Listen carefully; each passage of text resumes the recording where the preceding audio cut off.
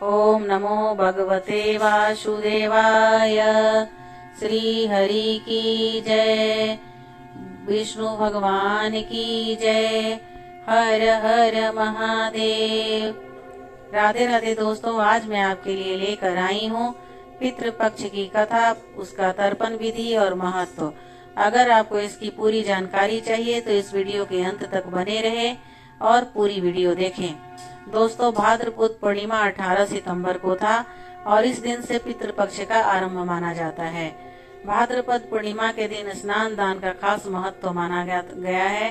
इस दिन पितरों के नाम से दान करने से आपको सुख समृद्धि प्राप्त होती है और आपके सुख में वृद्धि होती है। आपके पूर्वज आपको शुभ कर्मों को देखकर आपको आशीर्वाद देते हैं। दोस्तों, पितृपक्ष के दिन अपने पूर्वजों और पितरों के लिए तर्पण और श्राद्ध दान करने का विशेष महत्व है। ऐसा माना जाता है कि इस दिन मृत्यु लोक से पृथ्वी पर पितृ धरती लोक पर आते हैं, इसलिए पितृपक्ष के दौरान तर्पण और श्राद्ध करने से पितरों को खुश किया जा सकता है और उनका आशीर्वाद पाया जा सकता है।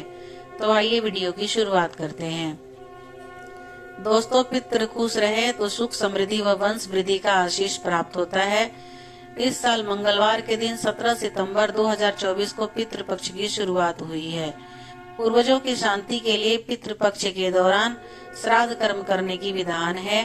धार्मिक दृष्टि से हर साल भाद्रपद महीने के शुक्ल पक्ष के पूर्णिमा से पितृपक्ष की शुरुआत हो जाती है, जो अश्विन महीने के कृष्ण पक्ष के अमावस्या तक रहती है।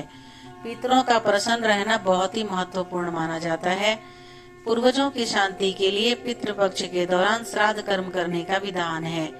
धार्मिक दृष्टि से हर साल भाद्रपद महीने के शुक्ल पक्ष की पूर्णिमा से पितृपक्ष की शुरुआत होती है, जो अश्विन महीने के कृष्ण पक्ष की अमावस्या तक रहती है।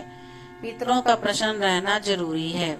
पितृपक्ष के पौराणिक कथा के अनुसार जोगे तथा भोगे दोनों भाई थे। दोनों अलग अलग रहते थे। जोगे धनी था और भोगे निर्धन था। दोनों में परस्पर बड़ा प्रेम था। जोगे की पत्नी को धन का अभिमान था, किंतु भोगे की पत्नी बड़ी सरल हृदय थी। पितृपक्ष आने पर जोगे की पत्नी ने उससे पितरों का श्राद्ध करने के लिए कहा, तो जोगे इस व्यर्थ का कार्य समझकर टालने की चेष्टा करने लगा, किंतु उनकी पत्नी समझती थी कि यदि ऐसा नहीं करेंगे तो लोग बात बनाएंगे। फिर उसे अपने मायके वालों को दावत पर बुलाने और अपनी शान शौकत दिखाने का भी यह उचित समय लगा। अतः वह बोली कि आप शायद मेरी परेशानी की वजह से कह रहे हैं, किंतु उसमें मुझे कोई परेशानी नहीं होगी। मैं भोगे की पत्नी को बुला लूंगी, दोनों मिलकर सारा काम कर लेंगे। फिर उसने जोगे को अपने पीहर न्योता देने के लिए भेज दिया। दूसरे दिन उसके बुलाने पर भोगे की पत्नी सुबह सवेरे आकर काम में जुट गई। उसने रसोई तैयार की, अनेक पकवान बनाए, फिर सभी काम निपटाकर अपने घर आ गई। आखिर उसे भी तो पितरों को श्राद्ध तर्पण करना था। इस अवसर पर न जोगे की पत्नी ने उसे रोका और न वह रुकी। शीघ्र ही दोपहर हो गई। पितर भूमि पर उतरे। जोगे भोगे के पितर पहले जोगे के यहाँ गए तो क्या देखते हैं, उसके ससुराल वाले वहाँ भोजन पर जुटे हुए हैं। निराश होकर वो भोगे के यहाँ गए। वहाँ क्या था, मात्र पितरों के नाम पर अगियारी दे दी गई थी। पितरों से उनकी राख चाटी और भूखी नदी के तट पर जा पहुँचे। थोड़ी देर में सारे पितर इकट्ठे हो गए और अपने अपने यहाँ के श्राद्धों की बड़ाई करने लगे। जोगे भोगे के पितरों ने भी अपनी आप बीती सुनाई। फिर वो सोचने लगे, अगर भोगे समर्थ होता तो शायद उन्हें भूखा न रहना पड़ता, मगर भोगे के घर में 2 जून की रोटी भी खाने को नहीं थी। यही सब सोचकर उन्हें भोगे पर दया आ गई। अचानक वे नाच नाच कर गाने लगे, भोगे के घर धन हो जाए, भोगे के घर धन हो जाए। सांझ होने को हुई। भोगे के बच्चों को कुछ भी खाने को नहीं मिला। उन्होंने माँ से कहा कि भूख लगी है। तब उन्हें टालने की गरज से भोगे की पत्नी ने कहा, जाओ, आंगन में हौदी औधी रखी है, उसे जाकर खोल लो और कुछ मिले तो बांटकर खा लेना। बच्चे जब वहाँ पहुँचे तो क्या देखते हैं कि हौदी मोहरों से भरी पड़ी है। वे दौड़े दौड़े अपने माँ के पास पहुँचे और उन्हें सारी बात बताई। आंगन में आकर भोगे की पत्नी ने यह सब कुछ देखा तो वो भी हैरान रह गई। इस प्रकार भोगे भी धनी हो गया, मगर धन पाकर वह घमंडी नहीं हुआ। दूसरे साल का पितृपक्ष आया। श्राद्ध के दिन भोगे की स्त्री ने 56 प्रकार के व्यंजन बनाए। ब्राह्मणों को बुलाकर श्राद्ध किया, भोजन कराया, दक्षिणा दी। जेठ जेठानी को सोने चांदी के बर्तनों में भोजन कराया। इससे पितर बड़े प्रसन्न तथा तृप्त हुए। दोस्तों, ऐसा माना जाता है कि पितृपक्ष, एक और कथा के अनुसार दोस्तों माना जाता है कि पितृपक्ष दानवीर कर्ण की एक भूल के कारण भी मनाया जाता है और कर्ण के कारण ही पितृपक्ष मनाने की परंपरा शुरू हुई। पुराणों के मुताबिक पितृपक्ष में दान पुण्य का विशेष विधान होता है और इसका फल जीवात्मा को स्वर्ग लोक में प्राप्त होता है। दानवीर कर्ण अपनी दानवीरता के लिए जाने जाते थे और जीवन भर उन्होंने गरीब और जरूरतमंदों को धन और स्वर्ण का दान किया। अपने दर पर आने वाले किसी भी व्यक्ति को उन्होंने बगैर धन दिए लौटने नहीं दिया। लेकिन कर्ण ने अपने जीवन काल में अन्न दान नहीं किया।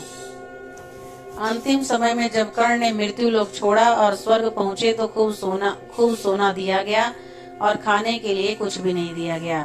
कर्ण ने जब भगवान इंद्र से उसका कारण पूछा तो देवराज इंद्र ने बताया कि उन्होंने जीवन भर सोना ही दान किया है और पितरों की आत्मा की शांति के लिए किसी भी अन्न दान नहीं किया, इसलिए उन्हें अन्न नहीं दिया जाएगा। तब कर्ण ने इस बात को लेकर अनभिज्ञता जाहिर करते हुए कहा कि मुझे अन्न दान के महत्व की जानकारी नहीं थी। कर्ण को जब अपनी गलती का एहसास हुआ तो उन्हें अपनी गलती सुधारने के लिए एक बार 16 दिन के लिए धरती पर भेजा गया। इन 16 दिनों में कर्ण ने अपने पूर्वजों को याद करते हुए तर्पण किया और भूखे और गरीब को अन्नदान किया और फिर स्वर्ग लोक चले गए। ऐसी मान्यता है कि तभी से 16 दिन का पितृपक्ष मनाने की परंपरा चल रही है और इस दौरान लोग अपने पुरखों को याद कर भोज का आयोजन करते हैं। साथ ही इस बात का भी ध्यान रखना चाहिए कि पितृपक्ष के दौरान यदि कोई भिक्षा मांगने आए तो उन्हें कभी खाली हाथ नहीं जाने देना चाहिए। पितृ कभी भी अपनी संतानों को परेशान नहीं करना चाहते हैं। वो बहुत दयालु होते हैं, लेकिन संतानों की उपेक्षा से वो दुखी हो जाते हैं, क्योंकि संतान के द्वारा श्राद्ध कर्म और पिंडदान आदि करने पर उन्हें तृप्ति मिलती है और वे अपनी संतानों को धन धान्य और खुश रहने का आशीर्वाद देते हैं। पितृ ये नहीं चाहते कि उनकी संतान उनको तृप्त करने के लिए बहुत कुछ करे। वे श्रद्धा भाव से किए गए श्राद्ध की खुशी के साथ स्वीकारते हैं। कहा भी गया है कि श्रद्धा के बिना श्राद्ध अधूरा होता है। श्री कृष्ण भगवान ने कहा है कि आत्मा कभी मरती नहीं, ये बस एक शरीर से दूसरे शरीर में बदलती है। इसलिए आप अपने पूर्वजों को जब भी कुछ अर्पित करते हो उन्हें जरूर मिलता है। इसलिए हिंदुओं में भोजन दान करना बहुत शुभ माना गया है। श्राद्धों के दौरान तो गरीबों को भोजन खिलाना ही चाहिए। इसके जरिए हमारे पूर्वजों को सीधे में पहुंच जाता है। कहा जाता है कि इन दिनों यमराज की आज्ञा से आत्माएं जमीन पर आती है और अपने वंशजों की ओर से अर्पित किए गए भोजन का भोग करती है।